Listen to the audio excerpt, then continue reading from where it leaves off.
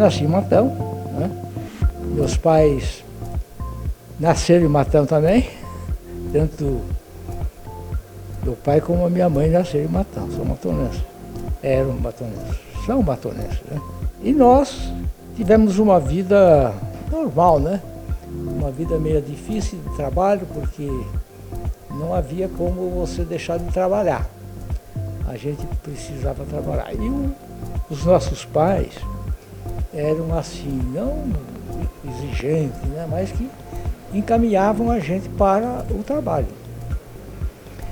Eu saí do grupo escolar com 12 anos de idade. Eu queria fazer alguma outra coisa, mas no Matão não tinha outra coisa para fazer, a não ser a escola normal. E a escola normal era durante o dia. E durante o dia eu precisava trabalhar. Então, aos 12 anos de idade, eu comecei a trabalhar. Uma amiga nossa, muito querida, a dona Valéria, ela arranjou para nós um serviço na casa de retalhos, aquele funcionava ali na rua João Pessoa, e com 12 anos de idade nós fomos para lá, começar a trabalhar na casa de retalhos. Ali a gente fez afinidade com o pessoal, principalmente um dos donos da casa de retalho, era uma pessoa que tinha muita afinidade comigo. Então ele me ensinou muito a respeito de vender. Vender tecido não é fácil. Então esse senhor, seu Oswaldo Bioso, ele me ensinou a trabalhar como vendedor. Foi uma vida que eu trabalhei ali 6 anos. Depois me convidaram para trabalhar em uma outra, a mesma senhora que havia me arrumado serviço lá, me arrumou. Naquela época, o meu tio era prefeito de Matão, Ítalo Ferreira. O tio Ítalo era prefeito de Matão e essa dona Valéria, ela arrumou para o meu tio para eu trabalhar na prefeitura. E eu comecei a trabalhar na prefeitura e comecei a estudar à noite, mas não tinha outra coisa a não ser escola técnica de comércio. Ensinava contabilidade, essa coisa. Então eu me formei como técnico em contabilidade. E trabalhei na prefeitura há alguns anos, né? E depois eu saí da prefeitura porque eu montei um escritório de contabilidade por minha conta, autônomo, né? E aí então eu saí da prefeitura e comecei a minha vida como contador autônomo. Aí montei escritório, né? Criei uma firma de contabilidade que meus filhos faziam parte também. E a minha vida foi por aí assim.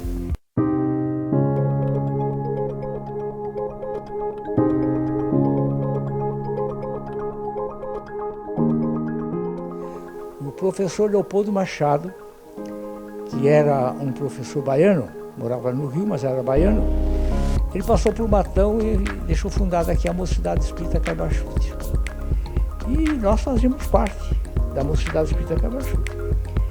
E a mocidade foi vivendo, até que todo mundo cresceu, ficou adulto, já não tinha a razão de ser mocidade, né? Aí, então, nós mudamos o nome de Mocidade Espírita Caibachute, passou a ser Comunidade Espírita Caibachute. Aí a mocidade já realizava algum trabalho de assistência social, fundamos aqui em Matão a Vila dos Pobres Caibachute, eram várias casas geminadas, onde o objetivo era abrigar casais de velhos desamparados, casal de velhos desamparados. E realmente apareceu um casal de velhos e nós abrigamos lá. Foi uma época muito gostosa a gente conviver com aquele casalzinho de velho, que era uma beleza. Mas não apareceu aqueles e as casas depois ficaram vazias. Porque não tinha mais casal de velho assim, independentes, para morar os dois juntos. Aí nós fomos procurados por mães viúvas com filhos. Aí essas mães foram para nós entregamos as casas para elas, né, para elas morarem, porque tinham filhos pequenos. Mas como tinham filhos pequenos e os filhos, e elas precisavam trabalhar, e o trabalho daquela época aqui em Matão era praticamente a zona rural, trabalhadora rural. E elas saíam de casa de manhã, deixavam os filhos sozinhos e iam trabalhar. E à tarde vinham pegar os filhos. Deu muito trabalho para elas, coitado, porque essas crianças ficavam na rua. E na rua, você sabe como é que é, né? Criança sozinha na rua não podia. Aí nós, em vista disso, resolvemos criar um prédio, construir um prédio para abrigar as crianças dessa família, para não ficar na rua. Então ficavam internados ali como uma espécie de creche, né? Eles entravam na creche e saíam de manhã, entravam de manhã e saíam à tarde. E depois ali aconteceu o seguinte, que uma mãe com 3 filhos, ela acabou deixando os filhos para nós e sumiu. E aí? Aí nós tivemos que arrumar gente para ficar com essas crianças à noite.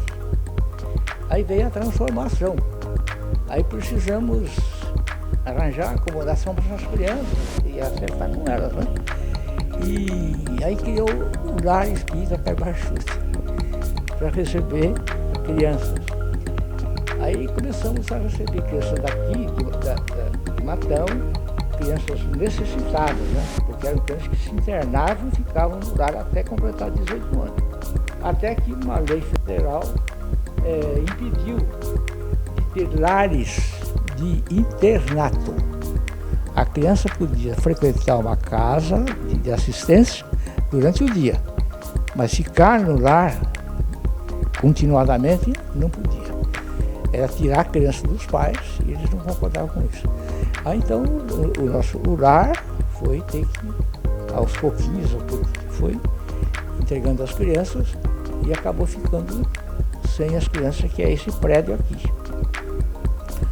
E aí então aqui mudamos para fazer outro tipo de assistência social, fizemos o projeto Família e muitos outros projetos que foram atendendo as pessoas necessitadas.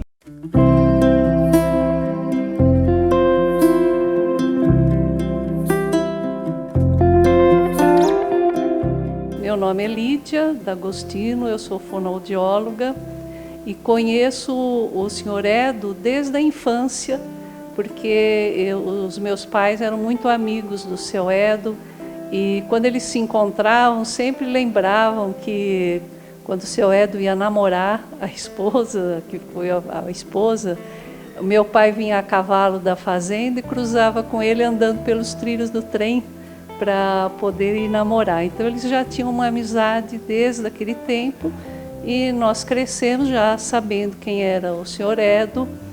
E quando ele formou esse lar, naquela época, os antigos de Matão, que eu também sou antiga, sabem que nossa família é católica e os católicos eram proibidos de ajudar os espíritas. Era uma coisa muito preconceituosa da igreja. Mas o meu pai, todo final de ano, ele fazia uma cesta e dizia, não, em Matão todo mundo é católico, os católicos têm quem ajude, nós vamos ajudar o Edo, porque ninguém ajuda. E tinham muitas famílias que também ajudavam. Então eu sempre convivi sabendo desse lado do seu Edo, altruísta, uma pessoa boa que sempre procurou fazer o bem. Meu nome é Bruna, eu trabalho aqui no Núcleo, estou no programa Crescer já há 3 anos e meio e eu conheci o seu Edo quando eu vim trabalhar aqui. Até então eu ouvia falar sobre o Núcleo Edo Mariani no antigo trabalho que eu estava, mas eu nunca tive a oportunidade de conhecer realmente quem é o seu Edo, né, como de fato é o trabalho que era realizado aqui.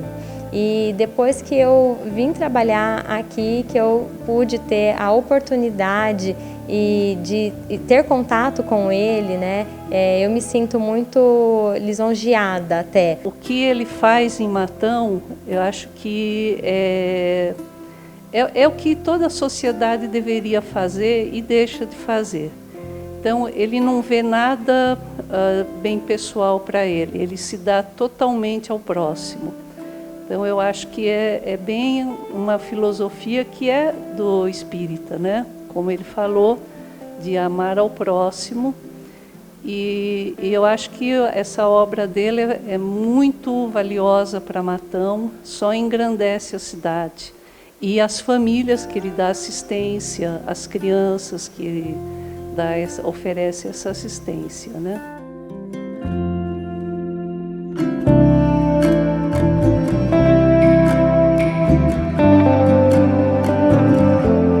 Eu sou espírita, né?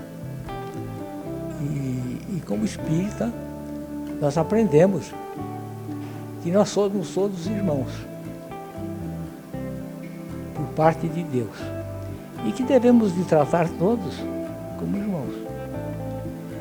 Então, o nosso trabalho é no sentido de realizar isso. Mas como realizar? Com aqueles carentes, os carentes. Então, foi feito esse trabalho de dar orientação às famílias, né? Colaboração material, cesta básica e tudo mais. Esse foi um trabalho que de longo tempo que nós tivemos aqui nessa casa mesmo, aqui, que é o lar, hoje é o lar, que nós chamamos de núcleo assistencial, porque mudou as atividades aqui para outras finalidades.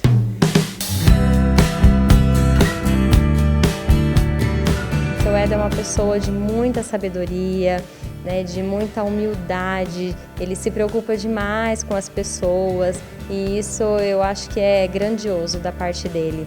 Então, embora aqui ele não esteja realizando ativamente o trabalho aqui no núcleo, hoje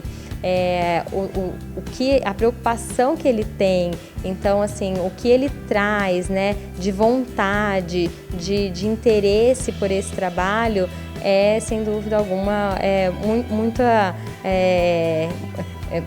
muito bonito, sabe? De muito amor, porque ele não se desliga aqui do trabalho, né? E isso faz com que a presença dele seja sempre assim, muito forte aqui dentro. Todo ano a gente faz uma festa para fazer o fechamento do ano. E tem um tema, e o tema daquele ano foi uma homenagem ao seu Edo. Então, contavam para as crianças a história dele, isso que ele contou, como que ele formou aqui o núcleo e que o núcleo não tem uma renda própria, nós dependemos de doações, né? E isso foi contado. Quando eu fui chamar uma das crianças para o meu atendimento, um pequenininho chegou pertinho de mim, me puxou e falou: Lídia, eu quero falar com você. Aí veio um outro para ouvir o que era. Ele falou: não, é particular. Eu falei: não, deixa ele conversar comigo.